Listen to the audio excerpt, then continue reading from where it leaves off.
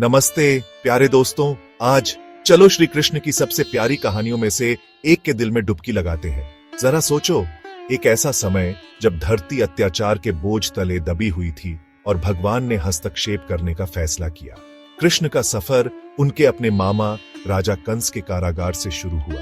एक भविष्यवाणी के तहत पैदा हुए कि वो कंस के आतंक के राज्य का अंत करेंगे। कृष्ण की कहानी किसी चमत्कार से कम नहीं है।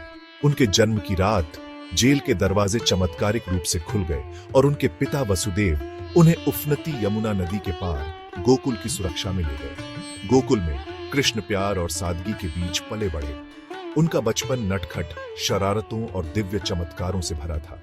सबसे दिलचस्प कहानियों में से एक है मक्खन चोर की। कृष्ण अपनी मासूम लेकिन शरारती मुस्कान के साथ गोकुल के घरों से मक्खन चुराते थे। लेकिन ये सिर्फ शरारत नहीं थी, ये उनका ये दिखाने का तरीका था कि जीवन की रोजमर्रा की सादगी में ही दिव्यता बसती है।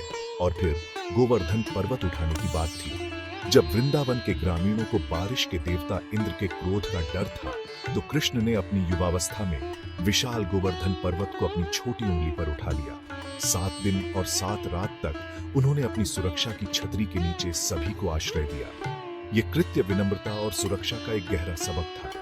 लेकिन कृष्ण का सफर सिर्फ चमत्कारों के बारे में नहीं था, ये उस गहन ज्ञान के बारे में था जो उन्होंने दुनिया के साथ साझा किया। भगवत गीता कुरुक्षेत्र के युद्ध क्षेत्र पर कृष्ण और उनके प्रिय मित्र अर्जुन के बीच एक बातचीत जीवन के गहनतम प्रश्नों के लिए एक कालातीत मार्गदर्शक है। इसमें कृष्ण कर्तव्य, धार्मिकता और आत्मा की शाश्वत प्रकृति के बारे में बात करते हैं। उनके शब्द लाखों लोगों को प्रेरित करते रहते हैं, उनकी आध्यात्मिक यात्रा पर उनका मार्गदर्शन करते हैं। कृष्ण का जीवन प्रेम, ज्ञान और दिव्य लीला का ताना बाना है।